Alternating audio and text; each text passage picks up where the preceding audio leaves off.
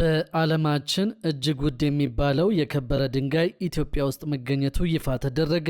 ለመጀመሪያ ጊዜ በብራዚል የተገኘው ይህ ማዕድን እንደ አልማዝ ካሉ የከበሩ ድንጋዮች የበለጠ ዋጋ ያለው መሆኑን ባለሙያዎች አስታውቀዋል። በሌላ በኩል ደግሞ የመሬት አስተዳደር ቢሮ ኃላፊዎችና ሰራተኞች ላይ ጥብቅ ግምገማ መካሄድ መጀመሩ ተገለጸ።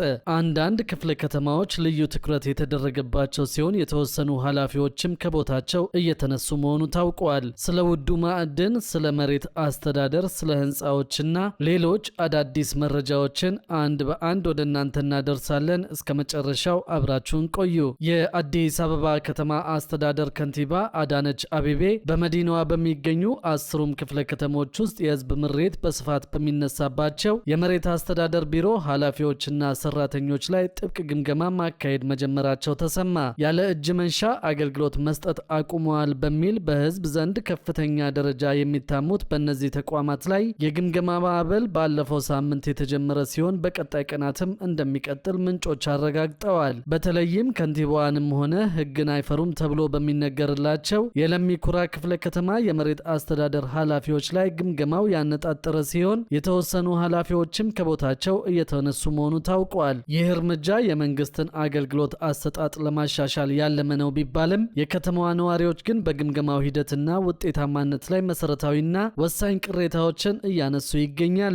የከንቲባ ጽህፈት ቤቱ ኃላፊዎችን ከቦታቸው በማንሳት ፖለቲካዊ እርምጃ እየወሰደው ቢሆንም በየቀኑ ከህዝቡ ጋር በቀጥታ የሚገናኙትና ለዋናው የሙስና ቅሬታ መነሻ የሆኑት ፈጻሚ ባለሙያዎች ግን ከዚህ ግምገማ ማምለጣቸው አሰራሩን የይስሙላ አድርጎታል የሚል ጠንካራ ትችት እየቀረበበት ነው። ሙስናውና ቢሮክራሲው ስር የሰደደው በኃላፊዎች ደረጃ ብቻ ሳይሆን በታችኛው የባለሙያ መዋቅር ውስጥ መሆኑ እየታወቀ ጥቂት ኃላፊዎችን ብቻ በማንሳት የሚደረገው የማስተካከያ እርምጃ ዘላቂ መፍትሄ ሊያመጣ አይችልም ተብሏል።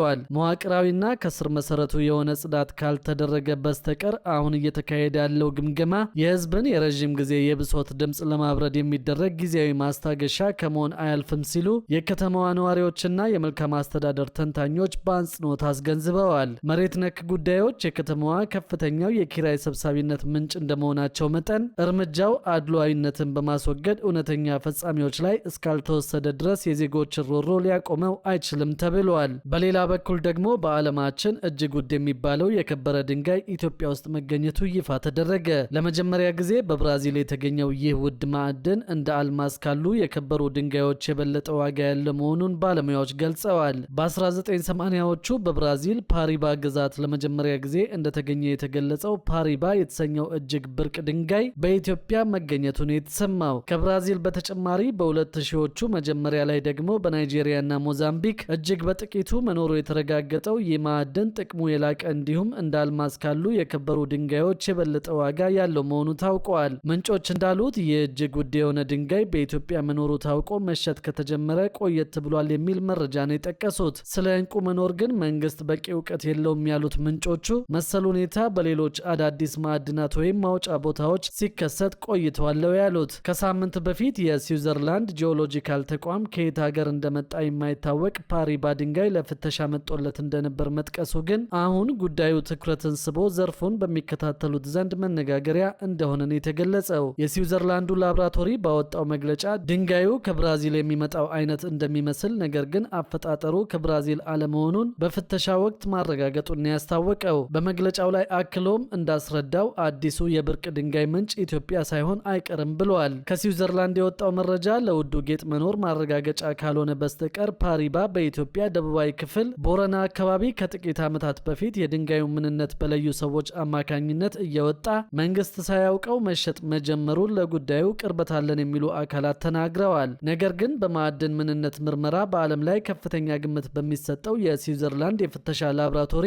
ሁኔታው ይፋ መደረጉ ነገሩ እንደ አዲስ እንዲራገብ አድርጎታል ብለዋል። አሁን ላይ ዋናዋ የፓሪባ የከበረ ድንጋይ አቅራቢ ሞዛምቢክ እንደሆነ ተጠቅሷል። በሌላ በኩል ደግሞ በህንፃዎች ስር ለሌላ አገልግሎት ሲውሉ የነበሩ ከ1500 በላይ የፓርኪንግ ቦታዎችን ማስለቀቁን መንግስት አስታወቀ። የኮንስትራክሽን ዘርፉን ከውጭ ተቋራጮችና ከግብአት ጥገኝነት ለማላቀቅ የሚረዳ ፖሊሲ መጽደቁም ይፋ ተደርጓል። በአዲስ አበባ ከተማ በተለያዩ ህንፃዎች ስር የሚገኙ የፓርኪንግ አገልግሎት መስጫ ቦታዎችን ለሌላ አገልግሎት ሲጠቀሙ በነበሩ አካላት ላይ ቁጥጥር ሲደረግ መቆየቱን የከተማዋ የትራፊክ ማኔጅመንት ባለስልጣን በላከው መግለጫ አስታውቀዋል። የአዲስ አበባ ትራፊክ ማኔጅመንት ባለስልጣን የህዝብ ግንኙነትና ኮሚኒኬሽን ዳይሬክተር ወይዘሮ ገነት ዲባባ በከተማዋ በርካታ ህንፃዎች ለፓርኪንግ አገልግሎት የሚውለውን ቦታ ለሌላ አገልግሎት በመዋላቸው ምክንያት በርካታ መኪናዎች መንገድ ዳር ለመቆምና ለትራፊክ መጨናነቅ መፈጠር ምክንያት ሲሆኑ እንደነበር ገልጸዋል።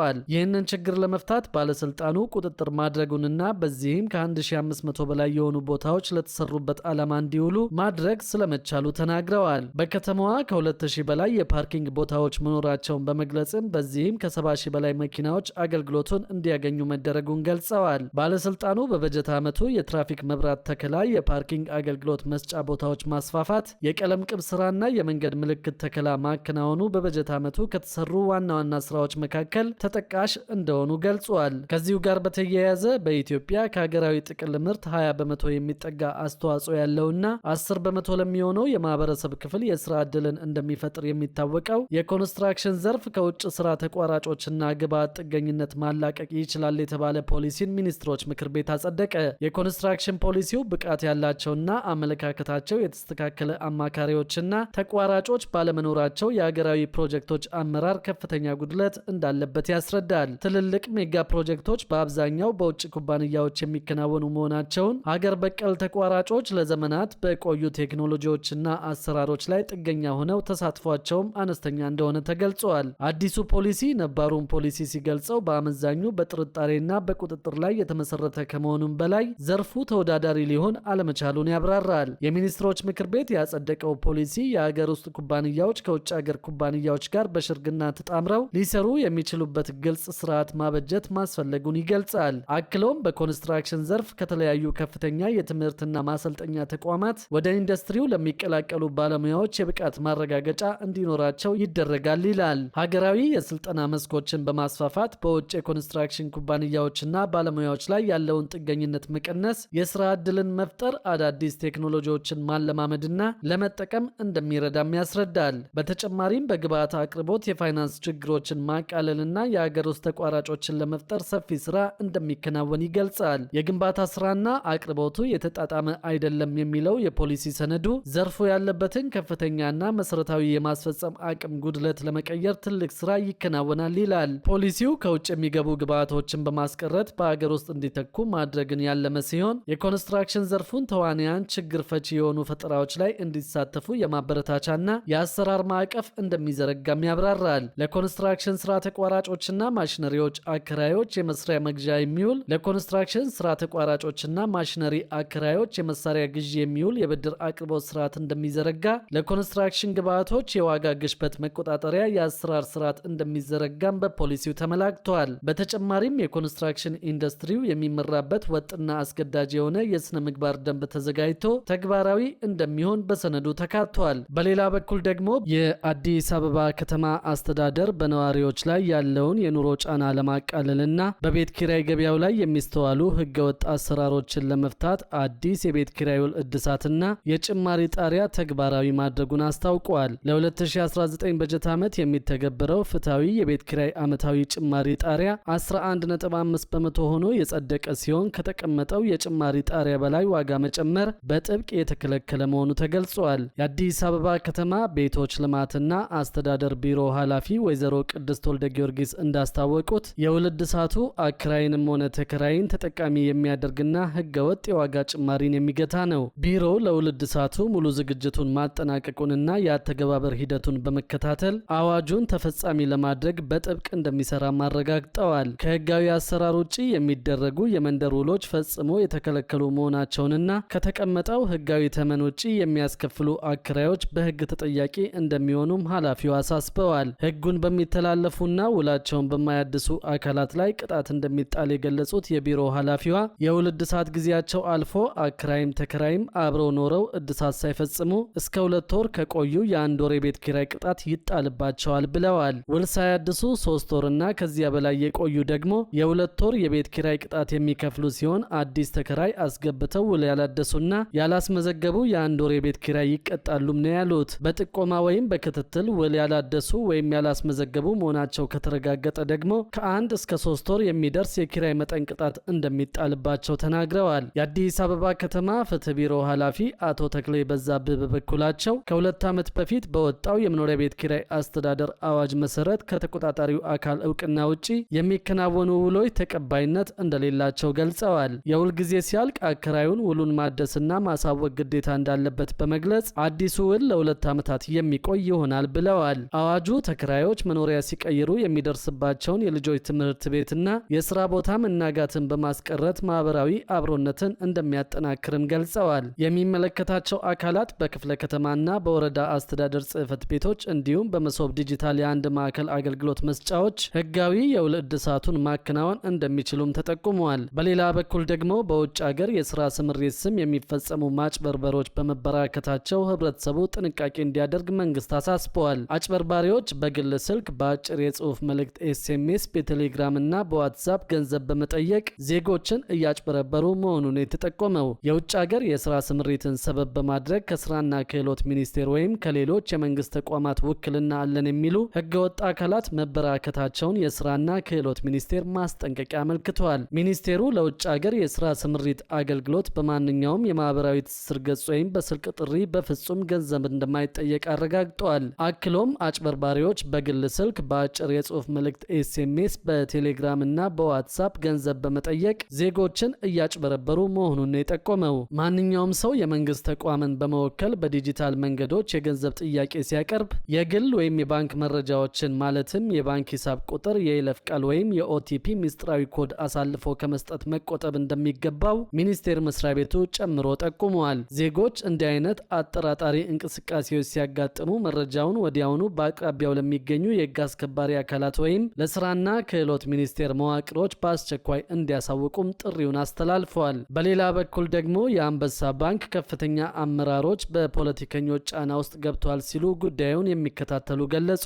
ዋነኛው ዓላማውም አመራሩና ቦርዱ ከስልጣን እንዲለቅና እንደ ልብ በሚታዘዝ አዲስ አካል እንዲተካ ለማድረግ ነው ተብሏል። የአንበሳ ባንክ ከፍተኛ አመራር በተለይም ቦርዱ ካለፈው ዓመት መጨረሻ አንስቶ ከፍተኛ መዋከብና ጫና እየተደረገበት ነው ሲሉ ውስጥ አዋቂዎች ተናግረዋል። የኢትዮጵያ ብሔራዊ ባንክ ይህንን በቅጡ የተረዳው አይመስልም ሲሉ ነው ውስጥ አዋቂዎች በአንበሳ ባንክ ላይ የተፈጠረውን ውጥንቅጥ በዝርዝር ያስረዱት። ምንጮች እንደተናገሩት ቦርዱን ጨምሮ የባንኩ አመራር ከስልጣኑ እንዲነሳ በአንዳንድ የፖለቲካ ፍላጎት ያላቸው አባላትና ባለሀብቶች ጫና እየተደረገበት ነው። የ21ኛው ጠቅላላ ጉባኤ ባለፈው ጥቅምት 2018 ዓ.ም ከተደረገበት ጊዜ አንስቶ ደግሞ የስብሰባ ውሳኔና የቦርድ አባላት ምርጫ ፍትሐዊ አልነበረም የሚሉ ጥቂት ድርሻ ያላቸው ባለ አክሲዮኖችና የቦርድ አባላት ለተቆጣጣሪው የኢትዮጵያ ብሔራዊ ባንክ አቤቱታ ማቅረባቸውን ገልጸዋል። የአቤቱታ አቅራቢዎች ዋነኛው ፍላጎት ቦርዱ ፖለቲከኞች በተለይ ትግራይን በተቆጣጠረው ኃይል ፍላጎት በሚዘወሩ አባላት እንዲተካ ነው ብለዋል ውስጥ አዋቂ ምንጮቹ። ብሔራዊ ባንክ በስብሰባው ሂደት ላይ በቂ ማጣራት አድርጎ ባለፈው ሰኔ 1 ቀን ለሰነዶች ምዝገባና ማረጋገጫ አገልግሎት የጠቅላላ ጉባኤው ቃለ ጉባኤ እንዲጸድቅ ደብዳቤ ጽፎ እንደነበርም ገልጸዋል። ነገር ግን በድጋሚ ሰኔ 12 ቀን ሌላ ደብዳቤ በማውጣት አገልግሎቱ የጠቅላላ ጉባኤውን ውሳኔ እንዲያጸድቅ ነገር ግን የቦርድ አባላት ምርጫ ሂደት እንዲቆይ ማድረጉን ገልጸዋል። በዚህም ቦርዱ ለማዕከላዊ ባንኩ አቤቱታ ቢያቀርብም ሰኔ 24 ቀን ብሔራዊ ባንክ የቦርዱን አቤቱታ እንዳልተቀበለው ነው በደብዳቤው የገለጸው። በተጨማሪም ባለ አክሲዮን ጠርታችሁ አዲስ ምርጫ በዚህ ወር አድርጎ ሲል ነው ተቆጣጣሪው አካል ያዘዘው። ይህን ተከትሎ ከ2/3 በላይ የአክሲዮን ድርሻ ያላቸው የባንኩ ባለሀብቶች ለብሔራዊ ባንክ ቅሬታቸውን ገልጸው ሁኔታውን በይበልጥ ለማስረዳት የባንኩ ገዢ እንዲያናግሯቸው የሚጠይቅ ፊርማ በማሰባሰብ ከቀናት በፊት ማስገባታቸውን የታወቀው። በተመሳሳይ የባንኩ የቦርድ ሰብሳቢ ሁኔታውን ገዢው እንዲረዱ በግንባር ቀርበው ማስረዳት እንዲፈቀድላቸው መጠየቃቸውን የተገለጸው። የመረጃ ምንጮች እንደሚገልጹት ባንኩ የባንኩ ባለሀብቶችና ደንበኞች በዋናነት የሚንቀሳቀሱበት ትግራይ ክልል በ2013 ዓ.ም ከተነሳው ግጭት ጋር በተያያዘ ከፍተኛ ጉዳት የደረሰበት ሲሆን በተለይ ከተሰጠ ብድር መመለስ ጋር በተያያዘ አሁንም ያልተቋጨ ጫና ውስጥ እንደሚገኝ ተገልጿል። በአንጻሩ አሁን በቦርድ መካከል ለተነሳው ልዩነትና ቦርድ ይውረድ የሚለው ዘመቻ የተጀመረው ቀደም ሲል ከፍተኛ ብድር ወስደው ያልመለሱ የባንኩ ደንበኞች ተጨማሪ ብድር ይሰጣቸው የሚል ግፊት በክልሉ በሚንቀሳቀሱ የፖለቲካ አመራሮች ጭምር በማየሉ መሆኑ ተጠቅሷል። ከብድር በተጨማሪ ከፍተኛ የውጭ ምንዛሪ ፍቀዱ የሚል ጫና አለ የሚሉት ምንጮቹ የባንኩ አመራር ለባንኩ ጤንነት የማይበጅ እርምጃ አልወስድም፣ እንዲሁም ከፍተኛ ብድር ላለበት ሰው ተጨማሪ ገንዘብ መፍቀድ በሕግ ያስጠይቀናል ማለታቸውን ተከትሎ ልዩነቱ መስፋቱ ነው የሚገለጸው። እንደ መረጃ ምንጮች አሁን ያለው ቦርድና የባንኩ አመራር ላይ በተለይ በትግራይ ክልል በሚንቀሳቀሱ ሚዲያዎች ጭምር ዘመቻ ተከፍቶ የማዋከብ ስራ እየተሰራ እንደሚገኝ ተገልጿል። ዋነኛ ዓላማውም አመራሩና ቦርዱን ከስልጣን እንዲለቅና እንደ ልብ በሚታዘዝ አዲስ አካል እንዲተካ ነው ተብሏል።